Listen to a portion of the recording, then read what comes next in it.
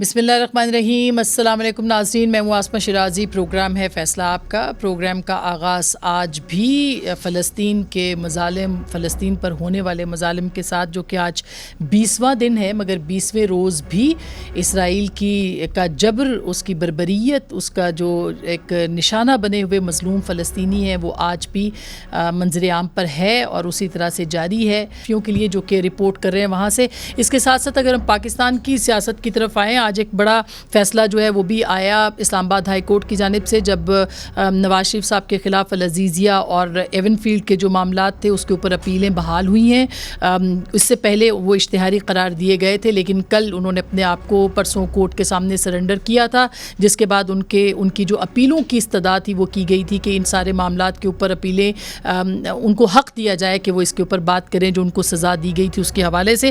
لہٰذا آج وہ حق جو ہے وہ تسلیم ہوا ہے, اور نائب پروسیکیوٹر جنرل نے کہا کہ میں پہلے ہی بتا چکا ہوں کہ ہم ان کو گرفتار نہیں کریں گے. عدالت کے کسی فیصلے میں نواز شریف کو گرفتار کرنے کا حکم موجود نہیں ہے, یہ انہوں نے کہا. اور سماعت کے آغاز پہ نائب پروسیکیوٹر سے یہ سوال کیا گیا تھا کہ کیا آپ نواز شریف صاحب کی گرفتاری چاہتے ہیں, جس کے جواب میں انہوں نے کہا زیادہ سے زیادہ عدالت نواز شریف سے نئے ضمانتی مچلکے طلب کر سکتی ہے. مزید کہا کہ نواز شریف نے عدالت میں عبوری ریلیف مانگا ہے اور ہم نے اس سے اتفاق کیا ہے. میڈیا پر ایسا تاثر گیا ہے کہ جیسے نیب نے سرنڈر کر دیا, ایسا نہیں ہے.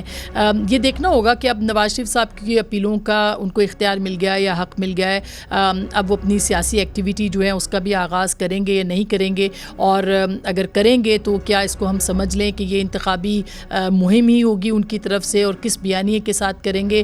وہ پہلے کہہ چکے ہیں کہ مفاہمت کا بیانیہ, اس کے اوپر بھی آج کے اس پروگرام میں بات کریں گے. اس کے ساتھ ساتھ جو الیکشن کمیشن ہے اس کی طرف سے بھی کل صدر مملکت صاحب نے ایک انٹرویو دیا تھا حامد میر صاحب کو. اس میں انہوں نے کہا تھا کہ انتخابات ان کو نظر نہیں آتے, جس کے جواب میں الیکشن کمیشن نے آج یہ کہا ہے کہ انتخابات کا پہلے ہی الیکشن کمیشن کہہ چکا ہے کہ جنوری کے تیسرے ہفتے میں ہوں گے, اور ہم اپیلیں سن رہے ہیں جو کہ 30 اور 31 اکتوبر تک یہ فائنل ہو جائیں گی. ہماری اطلاعات یہ ہیں, اور کل ہمارے پروگرام پہ خواجہ آصف صاحب نے یہ فرمایا بھی تھا کہ ہو سکتا ہے کہ الیکشن کمیشن سے اگلے ہفتے میں جب سماعت کی جائے تو ان سے پوچھا جائے, اور وہاں پر کورٹ کے اندر ہی یا کورٹ میں ہی ان کی سوال کے جواب کے طور پہ یا کورٹ کے اندر جب ان سے پوچھا جائے تو وہ کوئی اسکیجول جو ہے وہ اناؤنس کر دیں. پاکستان پیپلز پارٹی نے آج بھی مطالبہ کیا ہے کہ انتخابی شیڈیول کا اعلان کیا جائے عام انتخابات کے. جبکہ دوسری طرف ایک بہت اہم ڈیولپمنٹ سامنے آئی ہے کہ نہ صرف صدر الوی نے اپنے انٹرویو میں ڈائلاگ کی طرف اشارہ کیا ہے اور یہ کہا ہے کہ نواز شریف صاحب واپس آئے ہیں مفاہمت کے بیانیے کے ساتھ, تو وہ اور پھر انہوں نے سروے بھی کوٹ کیا کہ گیلپ کے سروے کے مطابق 70% لوگ چاہتے ہیں کہ پی ٹی آئی کے جو چیئرمین ہیں ان کے ساتھ بات چیت کی جائے اور مفاہمت کی جائے. یعنی انہوں نے بھی ایک مفاہمت کے کی بات کی ہے. دوسری جانب آج ایک اور اہم ڈیولپمنٹ سامنے آئی جب مولانا فضل الرحمان صاحب کی جو خوش دامن ہے ان کا انتقال ہوا تھا 11 اکتوبر کو, لیکن آج تعزیت کے لیے پہنچے علی محمد خان صاحب بھی اور اسد قیصر صاحب بھی. اس ملاقات کے اندر کچھ سیاسی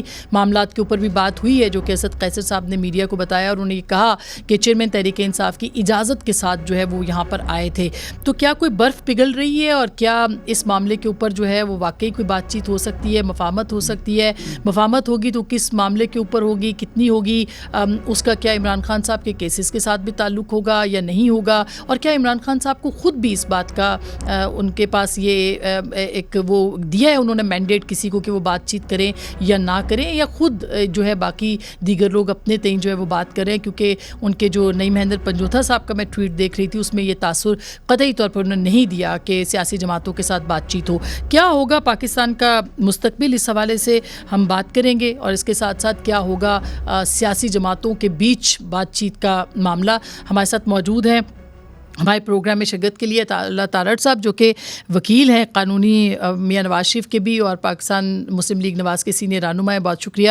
جناب مصطفیٰ نواز کھوکھر صاحب خود بھی وکیل بھی ہیں اور ساتھ ساتھ تبصرہ نگار بھی ہیں پاکستان کی سیاست کے حوالے سے, سیاست دان بھی ہیں. بہت بہت شکریہ آپ کی تشریف آوری کا. جناب مظہر عباس صاحب کسی تعارف کے محتاج نہیں ہیں, پاکستان کا بڑا نام ہے, سینئر صحافی تجزیہ نگار ہیں. سر بہت بہت شکریہ مظہر صاحب, آپ بھی تشریف لائے ہیں.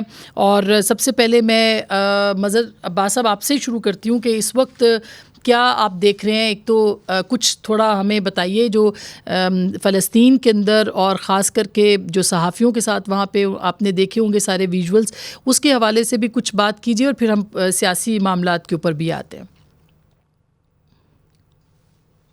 شکریہ آسما. دیکھیے جو فلسطین میں ہو رہا ہے، اور اگر ہم تھوڑا سا دیکھیں الجزیرہ کی آپ نے مثال دی جس صحافی کے بیٹے اور ان کے اہل خانہ کے ساتھ ہوا. دیکھیے الجزیرہ ایک بڑا ڈفرینٹ فنومینا ہے مسلم ورلڈ میں. ایک ایسا چینل اور ایسے خطے میں جہاں آزادی صحافت کا کوئی تصور نہیں ہے. بالکل. یعنی اگر آپ پوری مسلم کنٹریز کو اٹھا کے دیکھیں، عرب کنٹریز کو اٹھا کے دیکھیں، تو وہاں فریڈم آف دا پریس اور فریڈم آف ایکسپریشن کا کوئی کانسیپٹ نہیں ہے. جی ہاں. اسی وجہ سے ہم جو بھی ہمارے پاس خبریں آتی ہیں، جو بھی ویڈیوز آتی ہیں، جو بھی فوٹیج آتی ہیں، وہ ویسٹرن میڈیا سے آتی ہیں. اب وہ اینگل کے ساتھ آئیں، اینگلنگ کے ساتھ آئیں، جو ہم فیچرز دیکھتے ہیں وہ بھی ویسٹرن میڈیا سے ہوتے ہیں. چاہے وہ پرنٹ لے لیں، آپ وائر سروس لے لیں، آپ چینلز لے لیں، CNN لے لیں، BBC لے لیں.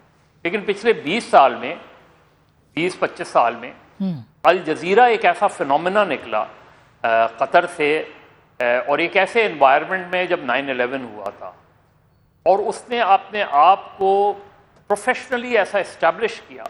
ظاہر ہے اس کی ایکسس تھی، القاعدہ میں بھی ایکسس تھی، اس کی دوسری طرف بھی تھی.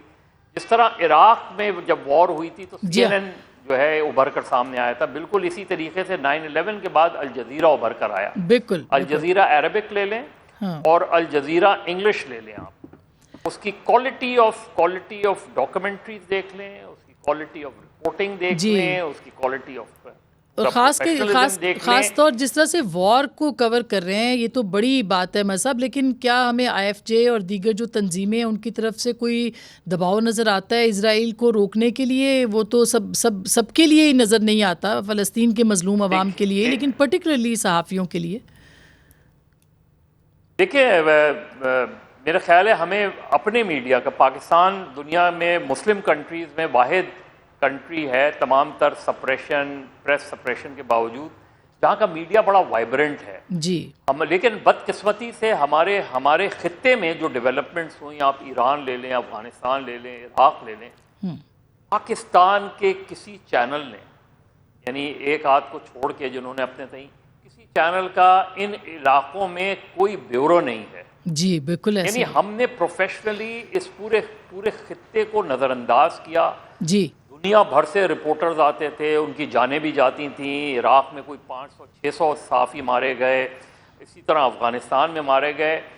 ہم انہی کی جو بھی ان کی خبریں آتی تھیں اس کو ہم اپنا گزارا اسی پہ کرتے تھے. تو میرا خیال ہے یہ جرنلزم کے حوالے سے بہت بڑی اویکننگ کال ہے کہ ہمیں اس چیز کو، پاکستان کے میڈیا کو اس چیز کو ایوالو ایکسپینڈ کرنا چاہیے. بالکل، یہ جو بالکل درست بات ہے. دیکھیں دوسری طرف جو ایشو ہے، ہاں جی، ایشو جو ہے وہ بہت سیریس ایشو ہے. اور بدقسمتی ہے کہ جب اس وقت جو مسلم کنٹریز ہیں وہ کمپلیٹلی جو ہے حماس کے ساتھ نہیں کھڑی نظر آتی. ہمیں پیلسٹینین ایشوز پہ آئسولیٹڈ کھڑی آتی ہیں. ان کا ٹلٹ ٹورڈز اسرائیل اگر نہیں بھی نظر آئے اس وقت، لیکن پرو حماس یا پرو پیلسٹینین نہیں نظر آتا. تو اس وجہ سے آپ ڈپینڈنٹ ہیں، آپ ویسٹرن کنٹریز پہ آپ ڈپینڈنٹ ہے. ایون UN کے سیکرٹری جنرل بھی پوزیشن لے. تو میرا خیال ہے اس وجہ سے یہ سچویشن اور زیادہ کمپلیکیٹڈ ہوتی جا رہی ہے. بالکل صحیح بات ہے. بالکل اس کو روکنے کی اور اس کے اوپر پاکستان کو بھی اپنا کردار جو ہے وہ ادا کرنا ہوگا. کوئکلی میں آپ کا کمنٹ آج میاں صاحب کے اوپر بھی لینا چاہوں گی کہ آپ کو لگتا ہے غیر معمولی ریلیف ہے جس کی بار بار بات کی جا رہی ہے جو کہ ان کو ملا ہے ایون فیلڈ کے اندر؟ دیکھیں آسما، پرابلم یہ ہے ہمارے یہاں ججز کو دیکھ کے ہم فیصلے بتا دیتے ہیں، حکومتوں کو دیکھ کر ہم فیصلے بتا دیتے ہیں، پروسیکیوشن کو دیکھ کر ہم فیصلے بتا دیتے ہیں، چاہے وہ کل ہو یا وہ آج ہو. اور یہی پورے ہمارے سسٹم کا سب سے بڑا فلا ہے کہ جہاں ہمیں کوئی ایک ادارہ انکلوڈنگ جوڈیشری انڈیپینڈنٹ نظر نہیں آتا. کل میاں صاحب کے ساتھ زیادتی ہوئی، آج میاں صاحب کو ریلیف مل گیا. کل عمران خان حکمراں تھے، آج عمران خان معطوب ہیں. کل میاں صاحب معطوب تھے، آج میاں صاحب معطوب نہیں ہیں. اس سے سسٹم آگے نہیں بڑھ رہا، اس سے سسٹم وہیں کھڑا ہوا نظر آتا ہے. اور یہی میرا خیال ہے پاکستان کی سیاسی جماعتوں کے سوچنے کا سوال ہے. نہیں مگر آپ کو لگتا ہے کہ میاں صاحب کو آج غیر معمولی ریلیف ملا ہے؟ دیکھیں ریلیف پہ ریلیف مل رہا ہے نا. اب اس کو مسلم لیگ نون رائٹلی اس لیے جسٹیفائی کر رہی ہے, وہ کہہ رہی ہے ہمارے ساتھ پہلے زیادتی ہوئی تھی, اس زیادتی کا ازالہ ہو رہا ہے. ٹھیک, لیکن مسئلہ زیادتی کے ازالے کا نہیں ہے. مسئلہ یہ ہے کہ کل کا نیب کا جو پروسیکیوشن کیس تھا اور آج کا جو نیب کا پروسیکیوشن ہے, میں کس کو درست کہوں؟ اچھا بالکل صحیح بات ہے. یہ مصطفیٰ نواز سے بھی اسی پہ میں لے لوں کمنٹ. بالکل صحیح بات ہے. یہ سوال ہے ہم پوچھیں گے عطا تارڑ صاحب سے, آپ کا کیا کہنا ہے؟ بالکل مذہب کہہ رہے ہیں کہ کل کے لیے قانون اور تھے, یعنی اس کا مطلب ہے کہ کل جو غلط جو کیسز بنے تھے آج ان کو غلط طریقے سے ہی جو ہے نل اینڈ وائڈ قرار دیا جا رہا ہے, آپ کے خیال میں؟ جی شکریہ اسما بہن. سب سے پہلے تو آپ نے جو ابتدائیہ دیا, جو مظہر بھائی نے بھی گفتگو کی فلسطین کے حوالے سے, اسرائیل کے حوالے سے, تو ہم تو بڑی بے بسی محسوس کر رہے ہیں کہ کسی بھی طریقے سے ایک اتنا بے بسی کا عالم ہے. وہ جس طرح فیض صاحب کا ایک شعر ہے کہ درد اتنا کہ رگ رگ میں ہے محشر برپا, اور سکون اتنا کہ مر جانے کو جی چاہتا ہے, کہ بے بسی ہے. اور پورے صرف ہماری بے بسی نہیں ہے, پورے عالم اسلام کی, اسلامی ممالک کی بے بسی ہے. اور وہ اتنی ویسٹرن ہپوکریسی آپ کے سامنے ہے. مغرب نے جو ایک دوغلا رویہ اپنایا ہے, پھر مغربی میڈیا جو اس وقت کر رہا ہے, اور اس وقت مظہر صاحب نے بالکل ٹھیک کہا کہ اس تمام ٹینٹڈ اور اینگلنگ کے ساتھ جو رپورٹنگ ہو رہی ہے اس میں الجزیرہ ایک منفرد طریقے سے رپورٹنگ آن گراؤنڈ کر رہا ہے. اور اس حد تک اس کی رپورٹنگ الجزیرہ چینل کی چبھ رہی ہے کہ کل جو یا پرسوں جو وزیر خارجہ ہیں امریکہ کے بلنکن صاحب, انہوں نے میں نے سوشل میڈیا پر دیکھا کہ انہوں نے قطر سے رابطہ کیا اور انہوں نے الجزیرہ کی رپورٹنگ کے اوپر ناپسندیدگی کا اظہار کیا. اور جیسے ہی انہوں نے ناپسندیدگی کا اظہار کیا, اس کے اگلے دن یہ سانحہ ہو گیا کہ جس میں بیورو چیف ہے ان کا, بیورو چیف ہے, خاندان ہی ختم کر دیا, اور اس طرح کئی خاندان ختم ہو چکے ہیں. اور میں کیونکہ اس ہیومن رائٹس کی فیلڈ سے پرانا وابستہ ہوں, اور میرے مشاہدے میں ہے کہ 2007-2008 سے کہ کس طریقے سے پاکستان کے اوپر GSP پلس اور یہ جب ساری چیزیں چل رہی تھیں, تو پاکستان کے ساتھ ایک کانورسیشن تھی ہیومن رائٹس ریلیٹڈ جو مغرب کرتا تھا, مغربی ممالک کرتے تھے.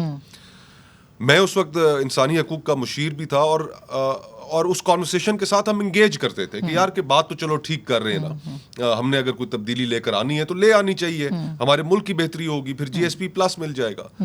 لیکن وہی تمام چیزیں جو ہمیں کہی جاتی تھیں, جو انٹرنیشنل ہیومینیٹیرین لا ہے, جو ہیومن رائٹس لا ہے, وہاں پر انہوں نے ایسی پوزیشن لی ہے اسما بہن کہ اس میں سب حیرت زدہ ہیں, سب اس چیز کے اوپر دکھی ہیں, سب اس چیز کے اوپر اضطراب ہے. دلچسپ بات تو یہ ہے کہ ہماری جو مسلم امہ کی افواج ہیں وہ بھی کچھ نہیں کر پاتے. نہیں, انہوں نے کیا کرنا ہے. راحیل شریف صاحب اس کے اس وقت یہ تو اللہ کا شکر ہے کہ ہماری سرحدیں وہاں سے نہیں ملتی, ورنہ یہاں پہ بھی ہمیں ماشاءاللہ کافی بے غیرتی کا احساس ہو رہا ہوتا. یقین مانیں تمام اسلامی ممالک جو اتنے کمپرومائزڈ ہیں, ایجپٹ ساتھ ہے, انہوں نے وہ بارڈر بند کر کے رکھا. بالکل یہ میں خیال ہے یہ انٹروسپیکشن بھی بڑی ضروری ہے. کیا ہے اس کا تو جہاں تک ہماری ڈومیسٹک سیاست کا تعلق ہے, اس میں آج مظہر صاحب کا میں نے کالم بھی پڑھا صبح جنگ اخبار میں, آپ بھی BBC پر لکھتی رہتی ہیں, اور جو عمومی تاثر ہے وہ تو یہی ہے کہ دیکھیں جو ڈان لیکس ہوئیں, ہم سب اس چیز کو مانتے ہیں کہ میاں صاحب کو رخصت کرنے کے لیے باقاعدہ پورا ایک سسٹم حرکت میں آیا, اور پھر اس کے بعد ان کے لیے مشکلات کھڑی ہوتی گئیں, اور پھر ایونچولی انہیں حکومت سے رخصت کر دیا گیا. اور مظہر صاحب نے بھی یہی بات کی کہ یہ ہمارا دائروں کا سفر ہے, بالکل یہ دائروں کے سفر سے ہم نکل نہیں پا رہے, اور پچھلے 75 سالوں سے یہ دائروں کا سفر جاری ہے. آج فلانے صاحب منظور نظر ہو گئے, تو آپ کو بھی یہی لگتا ہے کہ جو آج فیصلے ہوئے ہیں یا پرسوں فیصلہ ہوا تھا وہ ریلیف ملا ہے نواز شریف صاحب؟ جو انیشل ریلیف ملا ہے, اس میں ایک تو ہمارے نظام انصاف کے اوپر بہت بڑا سوال کھڑا ہو جاتا ہے کہ ہم تو چلیں پس پردہ بہت سے محرکات سے واقف ہوتے ہیں, لیکن ایک عام آدمی تو واقف نہیں ہوتا. وہ تو جب یہ دیکھتا ہے کہ جی سپریم کورٹ کے 5 ججز ایک فیصلہ کر رہے ہیں اور پھر اس کے بعد بالکل ہی گھوم رہے ہیں, تو وہ کہتا ہے کہ سچ کیا تھا. اس کے ذہن میں تو سوال اور درست پیدا ہوتا ہے, اور ہمارے نظام انصاف کے لیے بھی پیدا ہو گیا. میاں صاحب کو جو ان کی آمد پر جو ریلیف ملا وہ ایکسٹرا آرڈنری تھا. آج کی جو ان کی اپیلز کی ریسٹوریشن ہے, وہ میں کیونکہ وکیل ہوں سمجھتا ہوں یہ ایک میر ٹیکنیکلٹی تھی کہ کیونکہ اب وہ آ گئے ہیں تو اپیلز کی ریسٹوریشن ہونی تھی. اب ان کے اوپر بحث سرنڈر کر چکے ہیں, اب وہ بحث کریں گے, اب وہ بحث ہوگی, وکلا اس معاملے کو آگے چلائیں گے. لیکن end of the day the point is آپ تاثر کی بات کر رہے تھے عطا, یہ جو پوائنٹ ہے نا یہ بڑا, اور پرسیپشن جو ہے نا وہ بڑی امپورٹنٹ ہوتی ہے. پرسیپشن ہمیشہ ریالٹی سے زیادہ اسٹرانگر ہوتی ہے. میں کیونکہ آپ نے فلسطین کے ایشو سے اسٹارٹ کیا, دیکھیں دو چیزیں جو ناقابل قبول ہیں وہ جنگی جرائم اور نسل کشی ہے, جینوسائیڈ اور بالکل. باقی کئی دفعہ کئی ممالک کے درمیان ٹینشنز بھی ہوتی ہیں, جنگیں بھی چھڑتی ہیں, بیٹلز بھی لڑی جاتی ہیں, مگر جس بے دردی کے ساتھ جنگی جرائم کمٹ کیے جا رہے ہیں, جس بے دردی کے ساتھ نسل کشی کی جا رہی ہے, تو جب پنوشے کی ججمنٹ آتی ہے یا کسی بھی آپ کو صدرن امریکہ سے یا ادھر سے افریقہ سے آپ دیکھتے ہیں کہ لوگوں کو ٹرائی کیا جا رہا ہے, تو جب پورا ویسٹ آج اسرائیل کے پیچھے کھڑا ہے, وہاں ضرور الیکٹرانک میڈیا میں الجزیرہ نے بڑا اپنا کردار ادا کیا, مگر اگر سوشل میڈیا آج نہ ہوتا تو شاید یہ چیزیں پورٹرے اور ہائی لائٹ نہ ہو سکتی. درست بات. جتنا سوشل میڈیا کا کردار ہے کہ آپ at a click of a button دیکھتے ہیں کہ ابھی بندے نے اسٹیٹمنٹ ریکارڈ کی ہے, آدھے گھنٹے بعد وہ بندہ غائب ہے اور پوری کی پورا اس کا علاقہ جو ہے وہ وائپ آؤٹ کر دیا گیا ہے, وائٹ فاسفورس استعمال کیا جا رہا ہے. تو کیا یہ روایات جو قائم ہو رہی ہیں کل کو کوئی اور ملک اگر یہ کرے گا تو کیا وہ قابل قبول ہوگا؟ تو یہ بھی اب ویسٹرن ورلڈ کو دیکھنا چاہیے. اور میں دیکھ رہا ہوں آپ کا برٹن کا پرائم منسٹر اٹھ کے جاتا ہے اور وہ اسرائیل کی حمایت میں کھڑا ہوتا ہے, اگلے دن مینچسٹر کے فٹ بال اسٹیڈیم کے اندر فلسطین کے جھنڈوں سے بھرا ہوا اسٹیڈیم ہوتا ہے, آپ کا امریکی سیکرٹری آف اسٹیٹ جا کے کھڑا ہوتا ہے یا امریکی صدر جا کے کھڑا ہوتا ہے, نیو یارک کے اندر جو ہے لاکھوں افراد نکلے میں جھنڈا لے کے, جیسن اسٹیٹم جیسے ہالی ووڈ ایکٹرز جو ہیں وہ اپنی کار کی بونٹس کے اوپر جھنڈے لے کے پھیر رہے ہیں. تو اس جذبے کو کیسے روکا جائے گا, اس کو کیسے کنٹین کیا جائے گا؟ یہ رکنے والی بات نہیں ہے, پوری دنیا کو پتہ ہے کیا ہو رہا ہے. بالکل. اب جو لوکل سیاست کی آپ نے بات کی, دیکھیے تاریخ میں پہلی مرتبہ یہ ہوا کہ کسی کو بیٹے سے تنخواہ نہ لینے پر نکالا گیا. تاریخ میں پہلی مرتبہ یہ ہوا کہ سپریم کورٹ کے ججز نے نیب کو کہا کہ مقدمات بناؤ اور ہم سپروائز کریں گے. جج, جیوری اور ایگزیکیوشنر خود بن گئے. پھر اس کا ٹائم پیریڈ اسپیسیفائی کیا کہ انتخابات سے پہلے نااہل بھی کرنا ہے, سزا بھی دینی ہے, رستے سے بھی ہٹانا ہے, تو یہ 30-40 دن کے اندر یہ سارا تماشا ختم کریں. اب جب نیب کا پی جی کورٹ کے اندر آ کے یہ بات کہتا ہے کہ مجھے سپریم کورٹ کی ڈائریکشن تھی, بات تو اس کی ٹھیک ہے, تب کی سپریم کورٹ تلی ہوئی تھی اس بات پہ, اور ان کو یہ ٹارگٹ ان کا تھا کہ ہم نے ان کو ہٹا کے فلاں کو لے کے آنا ہے. اینڈ یہ بڑی لمبی جوڈیشل ہسٹری ہے, اسٹارٹ فرام آپ چلے جائیں. نہیں, میرے خیال ہے وہ تو جو مظہر صاحب بھی, مصطفیٰ بھی, ہم سارے یہی بات کر رہے ہیں کہ جو کچھ ہوا وہ غلط تھا, لیکن اب جو تاثر بن رہا ہے وہ یہ ہے کہ ایک ڈیل ہے جس کے نتیجے میں میاں صاحب واپس آئے. میرے دادا جج رہے 1965 سے لے کے 1995 تک, اس کے بعد وہ سینیٹر بھی رہے, انہوں نے جوڈیشل سسٹم میں ہر عہدے پر سرو کیا. 65 میں وہ سیشن جج بنے اور اس کے بعد پھر high court and supreme court. زیادہ دور تھا, 4 بیلیں انہوں نے لی. شیخ رشید بابا سوشلزم ہوتے تھے, ان کی بیل لی. مصطفیٰ کھر کی زنا کے پرچے میں بیل لی. اس کے بعد مشتاق اوان کی بیل لی. اب میں نے ان سے پوچھا, میں نے کہا جی زیادہ دور میں اتنی بڑی بڑی بیلیں لے لینا, آپ کو کسی نے نہیں کہا کہ آپ یہ کیا کر رہے ہیں؟ کہتے مجھے آج تک نہ کبھی فون آیا, نہ مجھے کسی نے کہا کہ آپ کیا کر رہے ہیں. بات یہ ہے, بھٹو صاحب کا جوڈیشل مرڈر ہوتا ہے, کئی دہائیوں بعد وہ جج صاحب کہتے ہیں جی ہمارے سے غلطی ہوئی. جی, اب جو غلطیاں ہوئی ہیں ان کو اس کی تصحیح کرنے کو کیا ہم ایکسٹرا آرڈنری ریلیف کہیں گے؟ ان غلطیوں کو ریکٹیفائی کرنے کو ہم کہیں گے کہ کسی کو, مگر اس کے جو پیچھے فورس ہے نا عطا, اس کو سب سے زیادہ تو اس پہ بات ہونی چاہیے. میں نہیں سمجھتا کہ جب وہ چاہتی ہے تو وہ کہتی ہے کہ غلطی کر لو, جب وہ چاہتی ہے تو کہتی ہے مگر آپ دیکھیں نا, میں اب یہ سمجھتا ہوں یہ سب سے بڑا سوال ہے. آپ اب دیکھیں نا, یہ اس سوال کا جواب سن لیں. ایک نئے چیف جسٹس آتے ہیں, انہوں نے آ کے کوئی پک اینڈ چوز نہیں کیا کہ اس کا بینچ بنا دو, اس کا نام بناؤ. ملٹری کورٹس کا بھی آپ کے سامنے بینچ بنا, انہوں نے پورا فل کورٹ بٹھایا, پریکٹس اینڈ پروسیجرز کے ایکٹ کو مانا, پارلیمنٹ کی ساورنٹی کو تسلیم کیا, اور ہر حوالے سے انہوں نے اپنا کانڈکٹ یہ رکھا کہ جی اتنے کیسز زیر التوا ہیں, اتنے پینڈنگ ہیں, ہم نے ان کو ٹھیک کرنا ہے. اب بات یہ ہے کہ جب سپریم کورٹ, اسلام آباد ہائی کورٹ کے سامنے آج ہم گئے اور ہم نے 1970 کا ایک پریسیڈنٹ رکھا اور کہا کہ یہ ایک شخص جو ہے پیش ہی نہیں ہوا کبھی, وہ آ کے کہتا ہے کہ جی میں آپ پیش ہو گیا ہوں, تو اس کو بیل مل جاتی ہے صرف اس لیے کہ نواز شریف ہے بیل نہ دی جائے.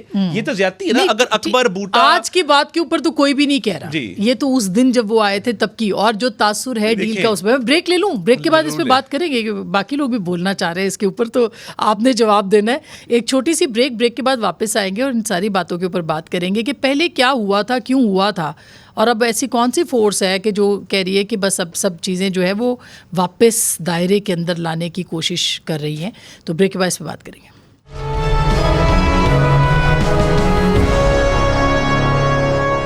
Welcome back. ایک دفعہ پھر آپ کو خوش آمدید کہتے ہیں. مصطفیٰ نواز صاحب, اب ظاہر ہے کہ ایک دفعہ پھر سیاست ہے, انتخابات ہیں, اسی طرح کی ہسٹری ہے جو کہ ہم ریپیٹ کرتے رہتے ہیں. فیکٹر تو ظاہر ہے کہا جاتا ہے کہ ایک ہی ہے, مگر یہ بات اپنی جگہ کیا نہیں, جیسے انصاف نہیں ملا بھٹو صاحب کو, اب ملنا چاہیے اگر سب چیزیں ٹھیک ہو رہی ہیں, ملے گا ان کو انصاف. اگر نواز شریف صاحب کے ساتھ زیادتی ہوئی اس کا ازالہ ہونا چاہیے, نہیں؟ دیکھیے, جہاں تک بھٹو صاحب کے کیس کا تعلق ہے تو پچھلے تقریباً 15 سال سے ایک ریفرنس سپریم کورٹ میں پینڈنگ ہے, اور اس کو سپریم کورٹ کو اٹھانا چاہیے, جسٹس قاضی فائز عیسیٰ صاحب کو. اور پوری دنیا میں ہوتا ہے کہ جہاں پہ بھی مس کیریج آف جسٹس ہو جائے, ہم آئے روز سنتے رہتے ہیں کہ امریکہ میں, برطانیہ میں کوئی ایسا واقعہ ہو گیا کہ جس میں 30-40 سال پہلے غلط فیصلہ دیا گیا تھا, جس کے نتیجے میں یا کسی کو سزا بھگتنی پڑی یا کوئی سزائے موت کا شکار ہوا, تو پھر عدالتیں اس کے اوپر معافی مانگتی ہیں. تو وہ ریفرنس ایک پینڈنگ ہے. ایک historical miss carriage of justice ہوا ہے پاکستان کی تاریخ میں. بے گناہ ایک شخص کو آپ نے پھانسی پر ایک ڈکٹیٹر کے کہنے پہ, اور سپریم کورٹ اعلی کار بنی اس وقت. اور لیکن پھر اس کی درستگی تو ہونی چاہیے, اس میں تو کوئی دو رائے نہیں ہے. یہ ایک ہسٹوریکل برڈن ہے سپریم کورٹ کے اوپر. لیکن اس ساری ہماری جوڈیشل ہسٹری میں اسما بہن ہمیشہ ہماری جوڈیشری ایز اے ٹول استعمال ہوئی ہے. اور جب 2007 میں 6 میں جب یہ لائرز موومنٹ چل رہی تھی, تو اس وقت بہت سے لوگوں کا خیال تھا کہ یار کہ ہمارے جو ڈارک چیپٹرز ہیں وہ اب دوبارہ نہیں دہرائے جائیں گے. صحیح بات ہے. لیکن پھر اس کے بعد جو ہسٹری انفولڈ ہوئی, اس نے پھر ہمیں حیران کر دیا, حیرت زدہ کر دیا کہ جمہوری حکومتوں کو چلنے نہیں دیا. اور افتخار چودھری صاحب کے دور سے یہ سلسلہ شروع ہو گیا. ابھی جسٹس قاضی فائز عیسیٰ صاحب نے اچھی ابتدا کی ہے کہ انہوں نے اپنی ادارے کی غلطیاں کو بھی تسلیم کیا ہے. اس میں افتخار چودھری صاحب کی جو مونیومنٹل مسٹیکس تھیں, جس طرح ریکو ڈیک والے معاملے میں, اس کو بھی انہوں نے ایک ہمالین مسٹیک انہوں نے کہا, ابتدا انہوں نے اچھی کی ہے. تو توقع ہم یہ کرتے ہیں کہ آگے چل کے تو یہ پی ایم ایل این کا جو موقف ہے کہ ازالہ کرنا چاہیے. اسما بہن, اس ملک کی تاریخ میں درجنوں ایسی پولیٹیکل انجینئرنگ کے واقعات موجود ہیں. ہم تو یہ چاہتے ہیں کہ یہ جو دائروں کا سفر ہے یہ ختم ہو. اور میاں صاحب اسپیشلی چارٹر آف ڈیموکریسی کے بعد یہ ایک تاثر تھا, ہم سمجھتے تھے کہ آبویسلی ہم سارے ایک ایوولوشن کے پروسیس سے گزرتے ہیں, ہم سے بھی غلطیاں ہوئی ہیں, اور پھر ایک ایوولوشن اس ارتقائی عمل میں انسان سیکھتا ہے, اور اس سیکھنے کی, اس میچورٹی کی سٹیج پہ پہنچ چکے ہیں کہ میاں صاحب وہ راستہ نہیں اختیار کریں گے جس راستے سے اقتدار میں آنے کے لیے وہ کر رہے ہیں. اس کے اب نشانات اتنے واضح ہیں. میں یہاں روکتی ہوں, عطا تارڑ صاحب, پھر میں مظہر صاحب کے پاس جاتی ہوں. یہ جو ہے نا پولیٹیکل انجینئرنگ اپنے حق میں استعمال کرنا, یہ الزام جو ہے میں یہ سمجھتا ہوں بڑی ان کا احترام ہے مصطفیٰ نواز کھوکھر صاحب کا, ان کی اپنی رائے ہے, میں اس سے اختلاف کروں گا.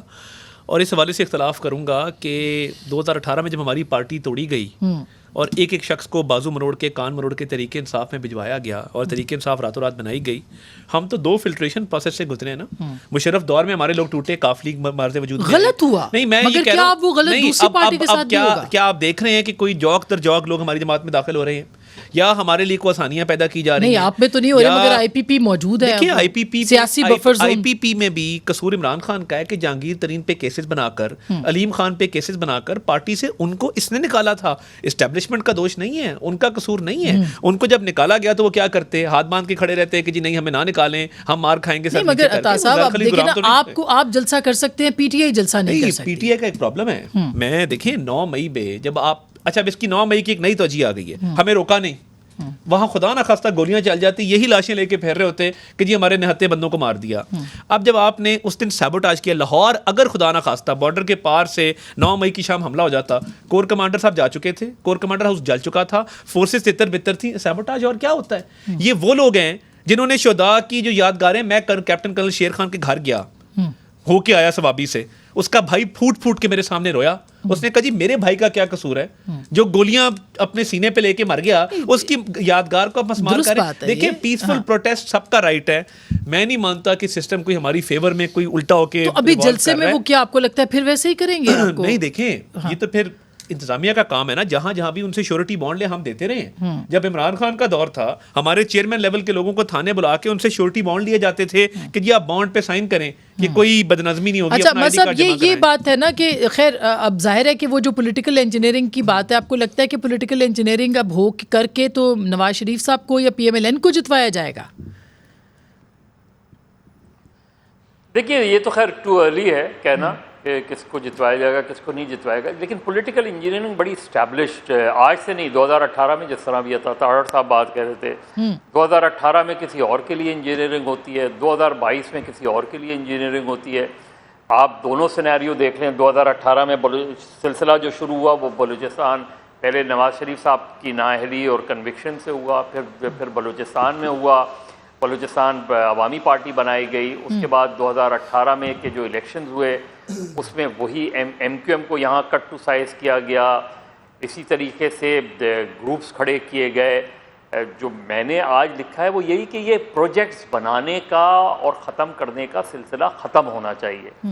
یہ آپ بالکل، مجھے وہی پارٹیاں ہیں نا جنہوں نے 2018 میں عمران خان کی حکومت بنائی، ہو سکتا ہے یہ پروجیکٹ ختم کرنے کا سلسلہ نہیں ہے نا، یہی نہیں ہے نا، یہی تو المیہ ہے، یہی تو المیہ ہے. آسما دیکھیے، جب میاں صاحب یہاں سے گئے تھے عمران خان صاحب کے دور میں، تو اس وقت مسلم لیگ نون کی پنجاب میں کیا پوزیشن تھی؟ وہ ہر ضمنی الیکشن جیت رہی تھی.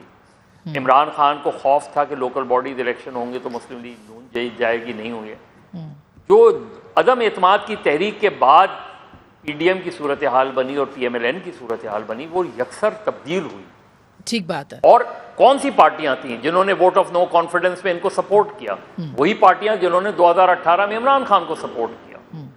تو وہ بھی انجینئرنگ تھی، یہ بھی بائی ڈیفالٹ ابھی جنوبی پنجاب محاذ بننا ہے سر. ابھی تک بنا نہیں ہے جنوبی پنجاب محاذ.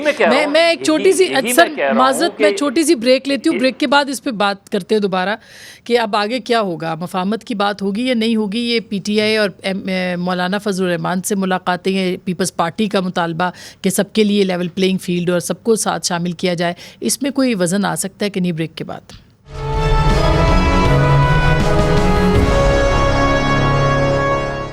Welcome back. ایک دفعہ پھر آپ کو خوش آمدید کہتے ہیں. مصعب، اب مفاہمت کی بات ہو رہی ہے، آخری کچھ منٹ ہیں تو میں چاہوں گی اس کو سم اپ کریں. آج آپ نے دیکھا کہ مولانا سے علی محمد خان صاحب ملے، اسد کیسر صاحب، دونوں بڑے زبردست شخصیات ہیں. تو آپ کو لگتا ہے کہ کوئی صلح صفائی ہو سکتی ہے، بات چیت ہو سکتی ہے، معافی تلافی ہو سکتی ہے؟ ابھی ہم نے جب ہم بریک پہ تھے اس وقت جو گفتگو کی وہ چلا دینا، وہ سب وہ مفاہمتی کی بات مذہب نہ کرے. آپ کو پتہ ہے صحافت کرنا بڑا مشکل ہو گیا پاکستان میں. جی ہاں نہیں، دیکھیں مسئلہ یہ ہے کہ یہ آج جو مولانا فضل الرحمان سے علی محمد خان اور اسد کیسر کی بات ہوئی ہے، یہ اس لیے کئی لحاظ سے سگنیفیکنٹ ہے. یہ نہیں کہ مولانا فضل الرحمان، کیونکہ مولانا فضل الرحمان وہ شخصیت ہیں جن پہ سب سے زیادہ تنقید کی ہے پی ٹی آئی نے. یعنی ان کو پرسنلی جس طریقے سے ان کو ایڈریس کیا گیا وہ کیا گیا. تو اس کو میرا خیال ہے پی ایم ایل این کو بھی اور دوسروں کو بھی پازیٹیولی لینا چاہیے. بالکل. دیکھیے جو نقصان ہو رہا ہے وہ کیا ہو رہا ہے؟ نقصان یہ ہو رہا ہے کہ ایک بڑا جو ووٹر ہے، جو پی ٹی آئی کا ووٹر ہے، بالکل، اگر وہ اس پورے پروسیس سے آؤٹ ہوتا ہے تو پھر اس کا کوئی فائدہ پولیٹیکل پروسیس کا نہیں ہوگا. عطا، کیا میاں صاحب ملیں گے لوگوں کے ساتھ؟ جی بالکل، مفاہمت کی بات کریں گے انکلوڈنگ عمران خان. نہیں، میری رائے اگر میاں صاحب میرے سے پارٹی کے اندر پوچھیں تو میرا خیال ہے مائنس عمران خان سب سے بات کرنی چاہیے.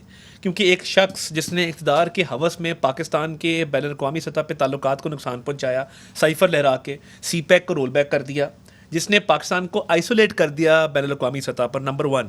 نمبر 2، 9 مئی کے جو حملے ہیں، آپ کی تینوں بہنیں کور کمانڈر ہاؤس کے باہر کھڑی ہیں، آپ کا بھانجا وردی لٹکا کے تو وہاں پہ باہر تقریریں کر رہا ہے.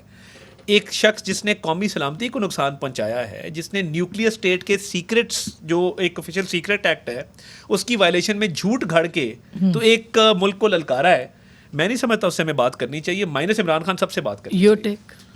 اسما بہن، معاشرے میں جتنی نفرتیں پھیل چکی ہیں، جتنی پولرائزیشن ہو چکی ہے، اس کو ختم کرنا اور خصوصاً الیکشن سے پہلے بہت ضروری ہے. یہ آنے والے الیکشنز اگر فری اینڈ فیئر نہ ہوئے اور پھر نفرتیں اسی طرح قائم رہیں تو یہ پھر ہم ایک مزید بڑے بحران کی طرف چلے جائیں گے. اور میاں صاحب اس ریجن میں اس بہت بڑے لیڈر ہیں. جس وقت مودی واقعی کسی جگہ چائے پلایا کرتے تھے تو اس وقت میاں صاحب وزیر خزانہ تھے، پھر وزیر اعلیٰ بنے، پھر 1990 میں وزیر اعظم بنے.